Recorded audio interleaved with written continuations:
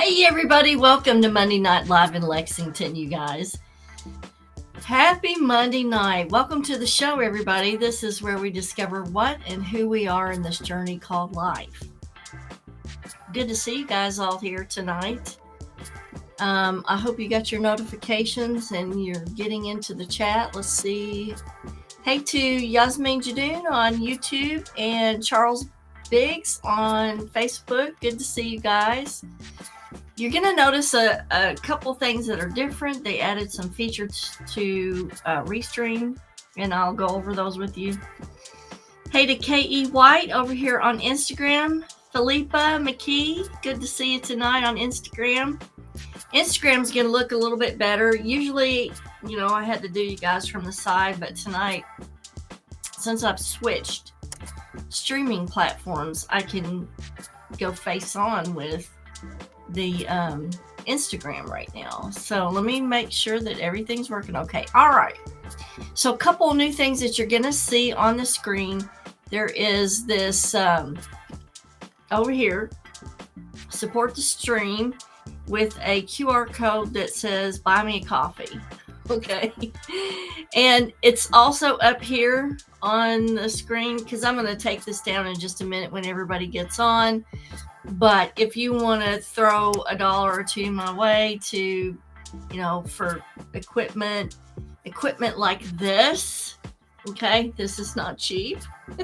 And it helps the show if I can get just a little bit of something to support all of the, the Restream subscription is around $37 a month, and then we have all the equipment. So it is very helpful when people donate little bits here and there.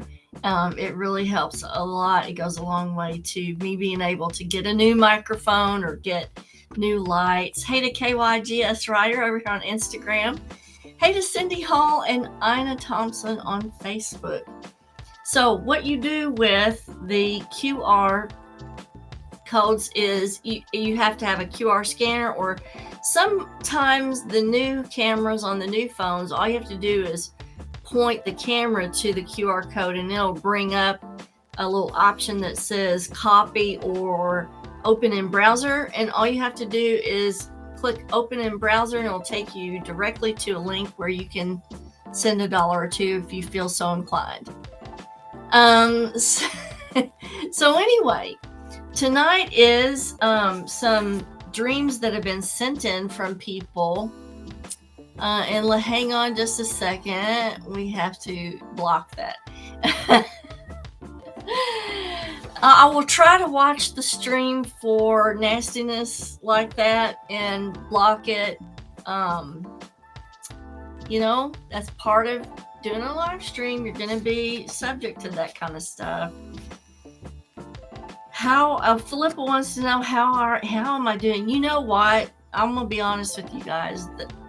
We have been and I have noticed a lot of my clients have saying this, I'm so tired the last 2 weeks. And I think that it is because, the earth is moving and we are trying to transition into spring.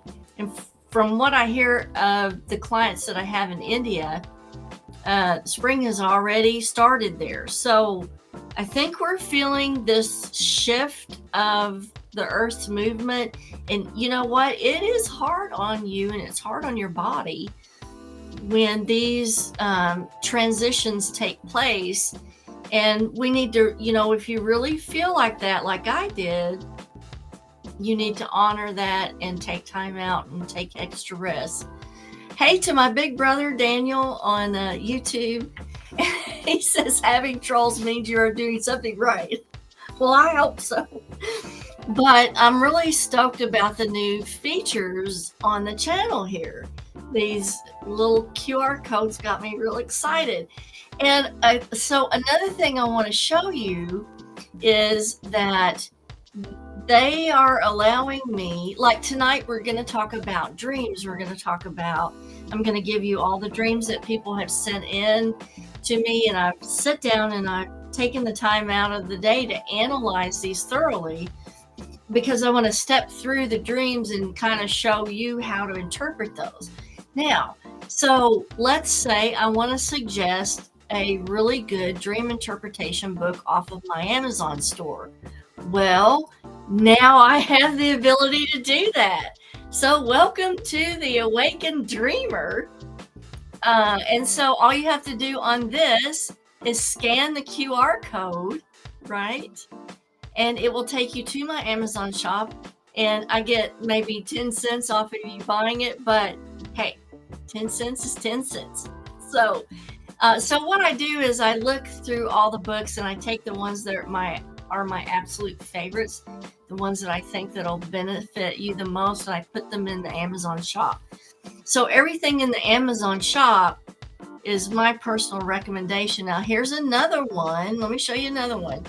This is one that I absolutely require from all my students if they're taking a one-on-one course with me, be it, Introduction to Psychic Abilities or the one-on-one mediumship course that I offer, the private tutelage. You have to have that book. You have to have this book right here. Because it is essential to you understanding the world, the psychic realm and mediumship, because this is the language of spirit right here. Dream symbology. That's the language of spirit. Hey to W. Pat on Instagram and Seashell. Good to see you guys tonight. Glad that you're joining. And so what I'm going to do is I'll take these down. And I will put the chat up so that I can pay closer attention to the questions. And we can see what's going on here. Okay. Hey to Judith Hesix. Good, I'm glad you got the notification finally. And special shout out to my wonderful son and his family on Lawrence Family Productions. And we need to do a show just on some of the stuff that they are getting into, some of the projects, because I know there's a lot of people that would like to know about that. Hey to Janice, good to see you tonight. And Mick Gillicuddy, we know who that is. You need some Kathryn magic tonight. Well, I don't know if I have any magic, but I hope it works for you. So let's get into some dreams, shall we? Because we have people watching tonight who have been waiting and waiting for these dreams to be interpreted. And I really apologize for last week. What happened was we were on our way back from Paducah to Lexington. It was a sunny day. And, in the winter, the trees are kind of sparse. And so what was happening is we were driving from the west end of the state to the east end of the state, right into the sun in the afternoon, and the flickering of the light through the trees gave me the most horrendous migraine. And I was like, oh, I can't do it, because staring at the screen would have just drove me crazy. So I apologize for not being able to do it last week, but my goodness, that the flickering of the sun really can get to me. Hey to Joe Bruce, good to see you tonight. So let's just jump in. So what I'm going to do is I'm going to read the dream, and then I'm going to go back and kind of show you the pieces of the dream that really stand out and give you the interpretation. Okay.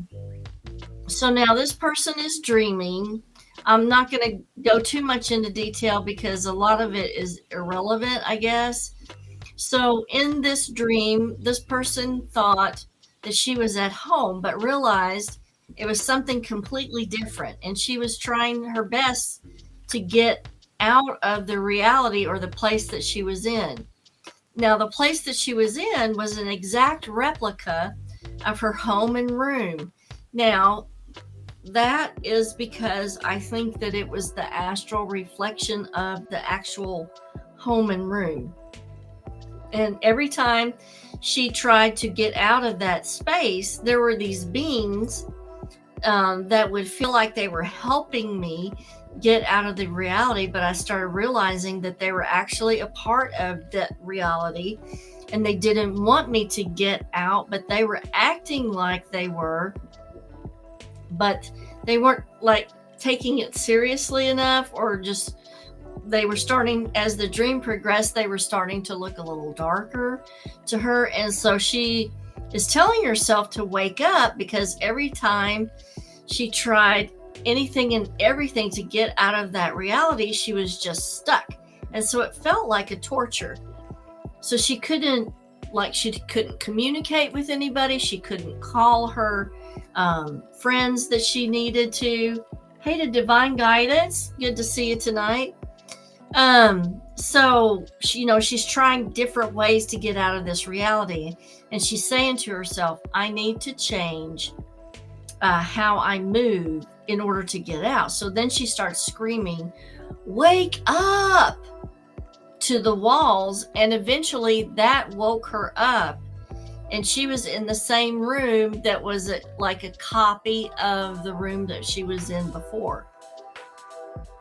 So here's how I'm analyzing that. She is in a theta wave. She describes being sort of in halfway awake, halfway dream state at the beginning of the dream. And so that's theta wave, which is a deep trance-like state. And that is the best brainwave to enter into astral travel. And so when she suddenly appears in this other room that is an exact copy of the actual room she's in, I feel like what she is in is an astral representation or an astral state of the actual room that she's in. Okay. Now, she notices that there are beings there that appear to be helping her, but in reality, they're preventing her from leaving the room. That can be taken two ways. This can actually be beings from that altered reality that are trying to keep her in that reality, or it can also be in real life. It can be the subconscious trying to communicate with her that there are people that appear in life to be helping her, but they're not really helping her. So I'm voting for the second interpretation, which is her subconscious trying to cue her in that there are people that appear like they're trying to help her, but they're really not trying to help her. So the next thing is that she's feeling like she needs to change how she moves. Now that's a key factor, because changing something about how you move or how you communicate, maybe the people that are appear like they're trying to help her, but they're really not. She has to change the way that she communicates with them or the way that she deals with them. So when she starts to scream at the walls, wake up, that is a sign of a lucid, it's a lucid dreaming inside the dream, because when you are dreaming, most of the time things are happening to you and you're not in control of the actual dream. But when she's screaming back, that's a lucid dreaming technique, and she is actually doing a lucid dream type of technique there, where she's in control of it. Hey to John Fields, good to see you tonight. And 111 word, good to see you. 1111 word. Good to see you tonight. I will try to watch for questions as best I can. Hello to Sandra Lee Small. Good to see you tonight. So if you have any questions about anything, just put them in the chat and I'll try to look at them over there. So she used a lucid dreaming technique, which I think she should work more with lucid dreaming and taking control of her dreams a little bit better, so that she knows how to navigate her everyday life. And I hope that makes sense to you. So the relaxed state was theta, and so that's how this all took place. Let's see if there's anything else on that interpretation. So my interpretation was that the desperation to remove yourself caused a lucid dream action in which you scream to produce the result. So in waking life, you need to take control of your destiny instead of allowing others to determine it for you or to try to push you in a direction that you don't want to go. All right, so now here's the next dream. And this is a really good one, and it's so symbolic. I absolutely love this one. So this lady's father has passed away, and he's visiting her in a dream. Now he has 2 envelopes, and they're both white. And they are in what was a mailbox for her. And then she transitions to a house, and the house resembles a house that they lived in most of her life. It didn't feel like home, and her father was on her right side and a half a step behind, only observing, and she didn't hear anything. It was cooler weather, maybe early spring, okay? There was green ivy and wild onion growing between the back and the side, and she couldn't understand why that was allowed to grow or why that she had allowed that to grow. So she had to cross through this wild ivy and these onions and bending over them to get into the garden spot. And she noticed that the garden spot is brown and wilted and needs cleaned out. Okay. And in the backyard was a small garden plot that we felt needed to be cleared. From here, she notices a single new bush that her dad has planted beside the house. She walks up to the bush where her father was concealing a work trailer, and he pulls it out. And by the time she got through the rut it was hiding in, and someone was with them, a male that had already cleaned the area. She just remembers how ugly the trailer looked at the side of the house, and she's thinking there's got to be a better place, and how fast the fellow that was with them got the garden cleared. And it ended with her dad observing the whole thing. Okay, so let's break this down step by step. So she's at this place that feels like the house that she lived in a long time ago, the house that she lived in with her father. But it doesn't really feel like home. Well, that's because it's representation of a past time, and her consciousness knows that she's not living there now. So the consciousness is trying to make sense of this. So her father appears, and she notices that it is cooler weather, early spring. And that is a trigger to the conscious mind to say, this is planting time, or this is time to clear your garden. Let's see. Janice says, when your dreams have the same theme, attempting but not succeeding different situations. Okay, Janice, anytime that you have a repetitive dream, that is your subconscious presenting the same information in different ways to see if you will deal with it, or to see if you can deal with it. And so if you don't deal with it on one occasion, what your subconscious will do is to change the dream slightly and send it to you in a different form, but almost the same, in the hopes that you try to deal with the subject matter of the dream that time. And so that's what produces this repetitive theme. So Janice, you need to send me those so we can figure out what it is that we need to work on to get these dreams to go away.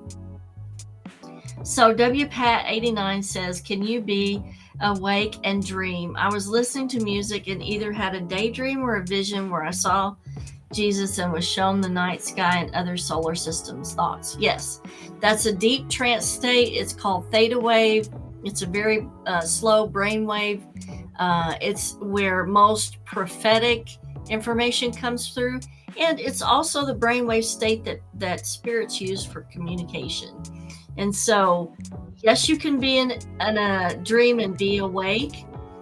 And sometimes the most important messages and the most important visitations are in that theta wave state. And the thing is, regular dreams you readily forget. And by the time you get to breakfast, that dream is gone. But visitations and prophetic dreams like yours, W. Pat, those stay with you. You don't forget any detail about the dream. It's more of a visitation. It's more of a real prophetic type of experience than it is a dream. Because dreams are really your subconscious trying to present information that you have to internally work on. So let's get back to the garden. So she's noticing that it is cooler weather, denotes early spring. That kind of triggers the thought, I need to work on the garden. I need to get it cleared. She notices that there's a curvy row of ivy and wild onion growing wild, and she has to walk through that to get to the garden.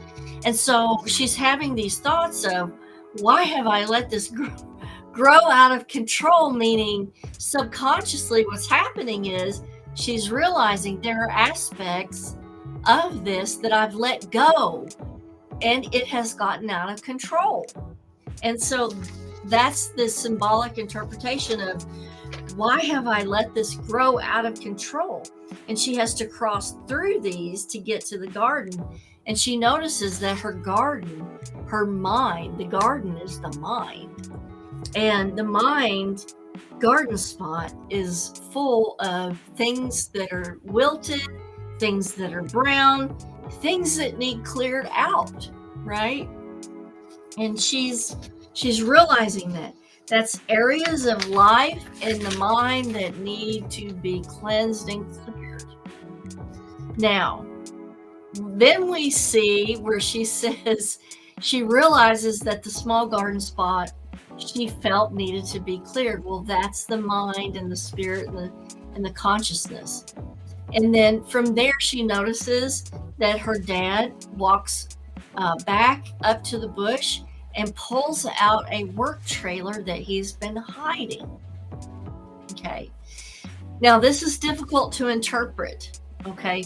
So he pulls this work trailer out, and she's thinking, how did he get that in there? And then suddenly there's a mysterious male that appears that cleans all the area out. Okay, so here's my interpretation of this. Because this takes place in a setting where her father is in this home, like it's a home that they used to, it's similar to a home that they used to reside in when she was younger. I feel like that's representative of the fact that he, in her earlier life, gave her the tools that she needed to clear out negative things or horrible things that may have happened, right? And so he's kind of showing her again, you've got the tools. They were hidden maybe, but you have the tools that I gave you for dealing with all of this. And then I think that the male, the mysterious male that suddenly comes in and clears the garden out, I think is her prayer work, because she's Christian and she believes in Jesus and God. And I think her personal relationship with Jesus is what cleared out most of the dying and dead refuse that was in the previous garden. And so her dad is kind of visiting her, re-showing all this to her, saying, here's what you need to do. This, you need to pray on this. This is, what you do to clear your garden out. Hey to Priscilla on YouTube, and welcome to the show. Glad to see you here, and please feel free to ask any questions that you want. So that is how I interpret that dream for her. Now, here's a really good one. This is from a female, older female. And so let me tell you the dream, and then we'll go back and dissect it. So she says, I was at a local middle school where I taught for 18 years, and she still works in the same school district in a different role. All the faculty was gathered in the front office for announcements, discussions. A school employee had been appointed to be spokesperson. The discussion was about the new principal being hired. They were giving information shared, and the comment was made that the person chosen for the job was a middle man, emphasis on man. So she raises her hand to ask if middleman meant someone that is male at the school, or was meant to convey someone who would be a middleman or a buffer for the staff. And whoever's answering her question says male. So she leaves the front office and goes back to the outgoing principal's office, where the outgoing principal and superintendent were. She asked to speak to the superintendent privately, and she shares with the superintendent what was told regarding the middleman, and she basically had no definitive answer for her. So the superintendent did not have a definitive answer for her. So she turns around to reach for the doorknob, and suddenly there's no doorknob. So she couldn't go back out the door that she came in. So the superintendent lets her out of another door, which leads her back to the front office, and at that point she wakes up. Okay, so let's dive into this. Hey to Betsy Conklin and David over here on Instagram. Good to see you tonight. Let me make sure there's no other questions. Okay, so here's how I'm going to interpret that. Now, all right, so she's asking, or they're saying, the comment was made by the person chosen for the job was a middle man. Emphasis on man. So the reason why I think they added middle to it, remember at the beginning of the dream, she works at a middle school. And so I think that's why the middle was stuck in there, is because it is a middle school, or an in-between school, in between small children and high school. That's the middle. Now she is getting the idea from the people she's trying to communicate with that the person is male that's going to be coming in. That could be like a prophetic type of situation where her subconscious already knows that it is going to be male and is trying to just prepare her for the fact that it's going to be changed from female to male. And so it's a, just like an acclimation, like your subconscious is trying to acclimate you to that. Now she goes to the outgoing principal's office, and she wants to talk to the superintendent about what's going on. And the superintendent is evasive. So she's feeling the avoidance her subconscious is trying to communicate with her, which is not necessarily bad, but it is just preparing her for an evasive type of communication that might take place if she asked any questions. Now, here's another interesting fact here. When she is about to leave and she turns around to reach for the doorknob is gone. Okay. Now, here's several things that this could be. Because the doorknob is gone, that could be her subconscious signaling to her that she may be feeling blocked in with no outlet. Okay. She may be having conflicts over future situations at the workplace. It's sort of leadership angst. Is this person going to be a good leader? It's all those stressors that are happening when things are changing in the leadership roles. And so, if that consciousness is perceiving that things might change, or that people might leave their positions and somebody else might take over. And then two, I'm going to throw another kink in the works here, because what if there are no changes that are being made at the school? Then why is she tapping into this? She may be tapping into an alternate reality where these things are actually taking place. How about that?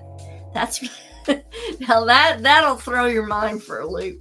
But I mean, I have a lot of people that come in and will tell me about precognitive dreams that they've had, and they're afraid because they think that if they don't say anything or do anything, that bad things are happening, and they're getting these messages precognitively. But what's actually happening is the fact that these things that are happening have already happened in time and space, and that's why the subconscious is picking up on them, because you can't, at some point in an alternate reality or this reality, you can't change it.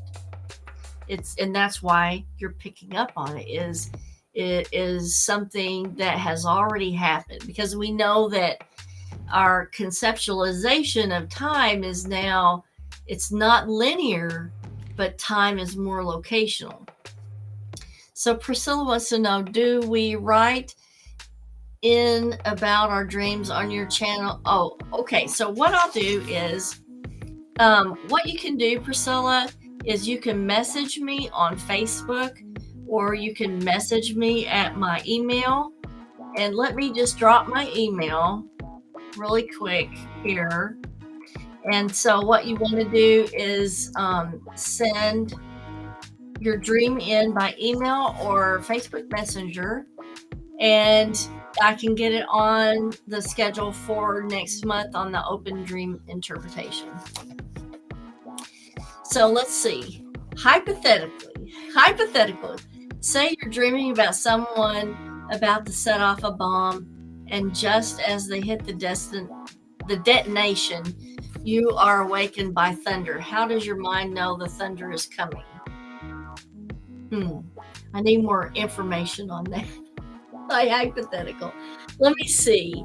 Say you're dreaming about someone who's about to set off a bomb, and just as they hit the detonation, you're awake. Okay. Now this is just a possibility, because anytime that you hear thunder and you are dreaming, it's usually an astral projection. And the thunder, that's loud crack, is when the astral body is going out. I don't know, it travels out to go to different destinations. So I really need more information, Sonny Boy, about, like the background. Do you know the person detonating the bomb? How did you end up there? Is this a subconscious representation of something?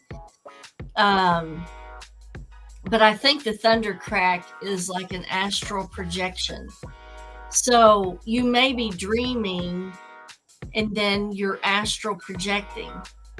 We got to investigate this a little bit more and see exactly what's going on there. So message me and let me know some details, a little bit more details about that. Let's see.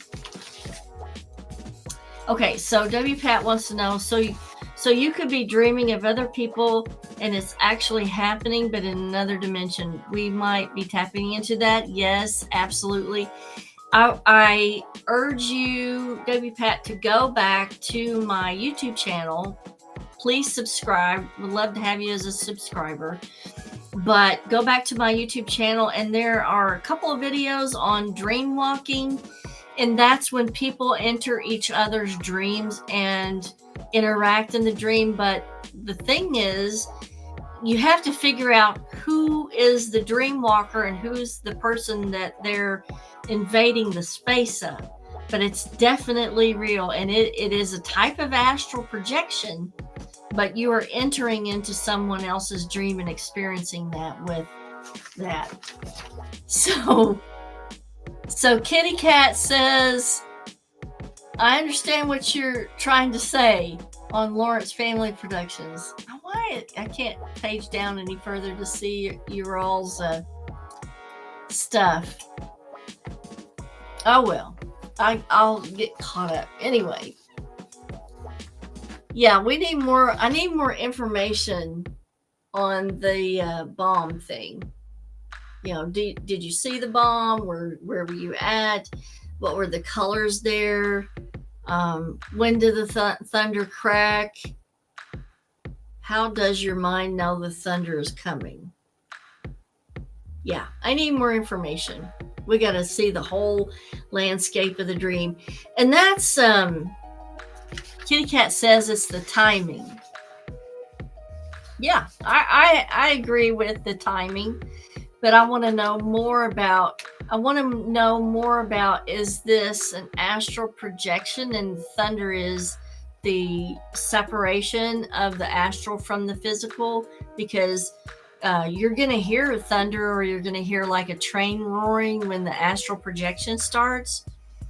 And anytime that you are wondering about whether or not you've had an astral projection, I really recommend that you go to one of my friends' channel.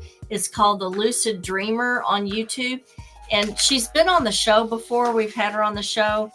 And she's really good at kind of teaching you about astral projection. So W. Pat says, don't know the people. So here's the thing is, you may not know them in this life, but they may be spirit guides. They may be people that you've known in a past life too. So you have to, instead of going on the physical representation of the person, you have to go on the gut feeling of, is this a bad person? Is this a good person? And so we have to kind of interpret on the gut feeling of that. Definitely. Yeah. Give me a call and let me know. So let's get into, let's see, we did the middle school thing. Oh, this was a really good one. And this is from a female.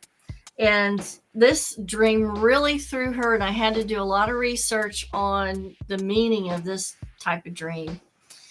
And I had to kind of get her to expound more on the details of the dream in order to get the meaning of it. So I'm going to give you the dream simplistically as she gave it to me first. And then we'll see the benefit of going into the details.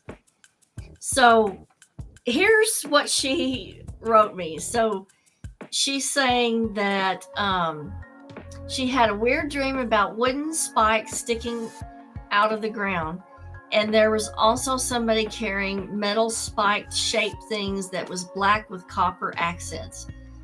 Okay, that's all I got to go on. So I'm asking her, were you there or were you observing? What type of medium were the spikes in? Was it in water? Was it in solid land? Was it in sand? What was the color of the background? How many of these things did you see? So then I'm getting more details from her out of this. She's telling me she was observing the scene. The spikes seemed to be anchored in sand. There was a gray background. There was a large number of them, which I'm thinking is more than 10. And she said it appeared very quickly. And then in the bottom left was a rectangular object that was vertical, and it looked like a 2x4 with a pointed tip, but not that large. And then she goes on to explain it. Later on, she sends me a picture of several obelisks. Okay. And she says that's exactly what she saw in the dream. Okay, so obelisks are symbolic of honor or memorial to gods or some deities. They can also be representation of phallic type of sacred geometry. Now, so I broke it down even further for her situation.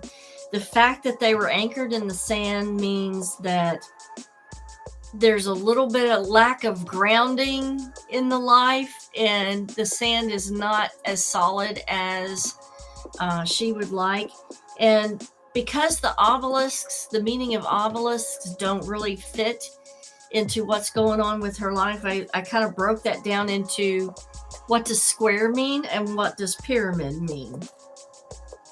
And so square's representation is stability, which to me directly reflects the fact that they're anchored in sand.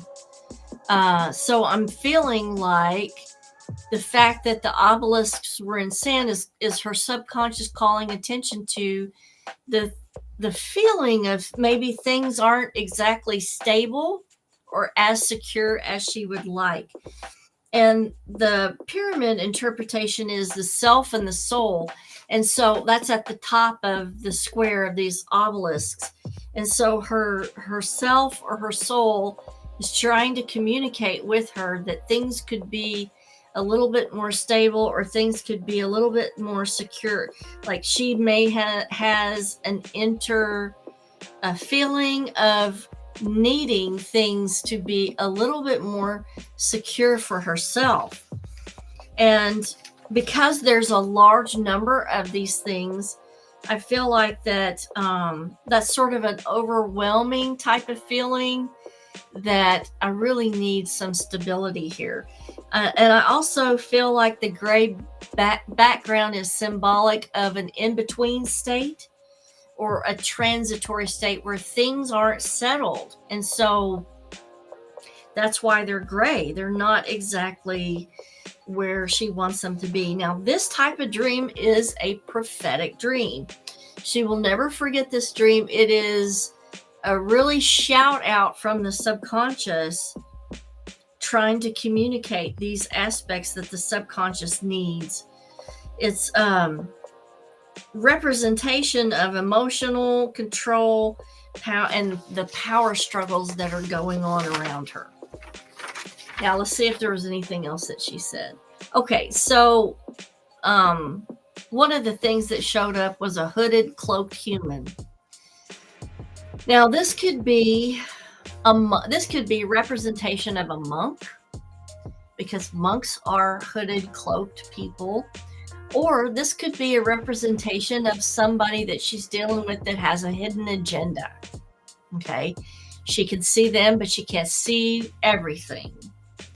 And then everything disappears as quickly as it appears, and she wakes up. Then she dreams of walking beside a lake, and she comes upon these metal horses of different styles. They were antique white in color. One horse had horse reins on, and the other had nothing. And the others looked like carousel horses. And they were standing at the water's edge, looking away from the lake. So anytime you see water or you're immersed in water in a dream, it's some type of emotional aspect that you're trying to deal with. And so these are maybe, I think that the horses are not real in this. So she's dealing with emotions maybe that are unrealistic or that are not real. So these may be aspects of power struggles, but aspects of power struggles that are not real. And some horses have reins and some horses have not. So that means some are controlled, the power struggles are controlled, and some aren't. So something about the power and the struggle and the unrealistic nature of the situation is trying to be communicated to her. So her dreams were very complex. Now, this last dream, I know we're going over time, but this, I've been promising these dreams to be interpreted. So hang in there with me to the end. This last one was a really good one. And this is a dream. It's actually not a dream. It's a visitation from somebody who's passed on, which there's a difference when you have a dream about somebody who's passed on and it's very vivid and you don't remember any, or you don't forget any detail about it. It's like emblazoned on your mind, and 10 years later you can recall every detail. That is a visitation. That is a real visitation, and that is not a regular dream. So this is a visitation, but it's in the landscape of the dream, so we're going to interpret it. So she's messaging me about this visitation, about her ex-husband, who's, I'm thinking he's passed on. And he's showing her progress report of some of his improvements from the prior year. And all of his reports were laid out in no particular order. Some were laying on tables, others were laying in chairs. His co-workers were all showing their improvements of 13 and 14% increase.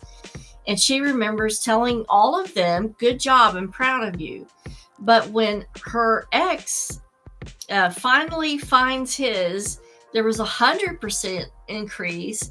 And so she was super proud of that.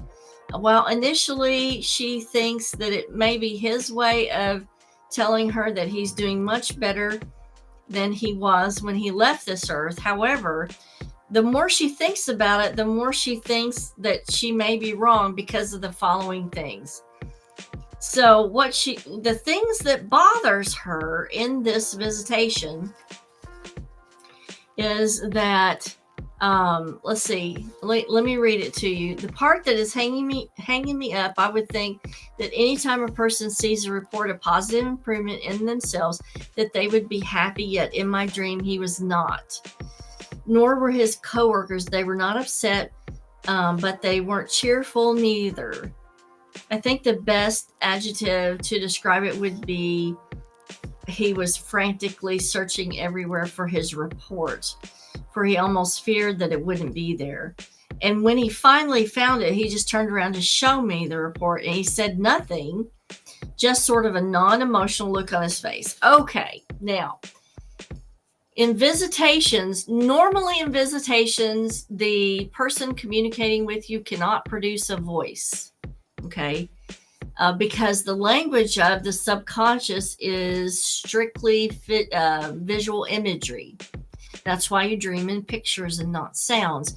If you hear the person talking in your dream or your visitation, the reason why they can produce a voice is because either you or they have clairaudient abilities, and that's what produces the voice. Now, it bothers her that he is not producing a voice in this, but that's normal communication for the subconscious. Now, another thing is the soul spirit doesn't have that physical form anymore. And so when she's seeing images of the people that are represented in the dream, they are non-communicative. They're sort of blank because they are the images are generated by her consciousness. Okay. It's produced from here because that's not what they look like anymore. Okay. They're made of pure energy, but the mind has to assign it a visual image in order to know who that is. And so her consciousness has assigned this visual image so that she knows who it is, but it's blank because she's not really interacting with that pure soul, the feeling. Okay, so it's going to be kind of like a mannequin because it is just a generated image. So she needs to go on the feeling of it. The feeling was, I'm proud of you. I'm proud of all of you for doing so well. And we kind of get hung up on the fact that they're not talking or they're not communicating because the conscious mind is trying to make sense of all this. But now here's another thing that tells me that it was really okay. She's overanalyzing it. So he says nothing and sort of this non-emotional look on the face, but she remembers that everyone's reports were on sheets of white paper, but her ex's report was on a paper of coral. The color was coral, which is huge because coral is a combination of pink and orange. And what coral represents is freshness and revitalized energy. It's a positive sign. And so the report coupled with the color of the paper tells me that the images were of the people with emotionless faces were simply constructs of her consciousness, the best her consciousness could produce. And you know, they're trying to communicate with her that they're actually doing better after life than they did in life.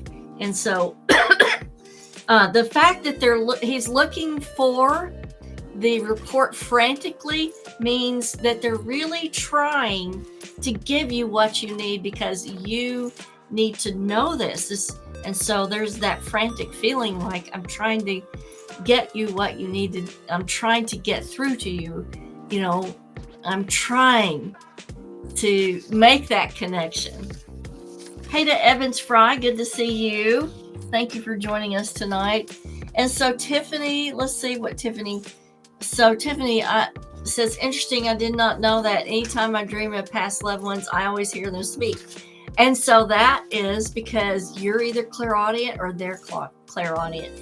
And the thing is, if you are clairaudient, where do you think you got it from? It's family. You're both probably clairaudient. Yeah? So Mick McGillicuddy, great show. My favorite takeaway is the visitation interpretation. Thank you for sharing. Yeah, because she overanalyzed that, and she at first took it as positive, but then was overanalyzing it and said, oh, I feel like there's something wrong with it, but there isn't. There isn't anything wrong with it. It's totally wonderful. It's totally a great visitation. And I hope that the reason I do these dream interpretation shows is to try to help you better figure out how to interpret your own dreams, because your dreams are a direct communication with your subconscious, and you can solve so many problems by doing dream interpretation and dream incubation. Hello to my beautiful neighbor, Miss Amber Benting. Good to see you tonight. And with that, we're going to close. Sorry, this took me an extra week to get here. Amber says, I feel like I try too hard sometimes and mess up the whole thing. Me too, Amber. Like I want to remember the next morning, that messes it up. Now, so here we go. I'm going to, okay, Amber, here we go. Here we go. There we go. That's the book you need. Okay, The Awakened Dreamer. Now here, let me just show you a couple of more dreams. Let me give you a chance to scan these codes. But my personal experience, I really stand behind dream incubation. I think it is one of the best self-help tools that you could ever do. Here's one of the books that I recommend on my Amazon shop, Dream Incubation for Greater Self-Awareness. So what you first have to do is to practice dream recall, okay? And there are specific techniques to do that. I probably should do a class on that.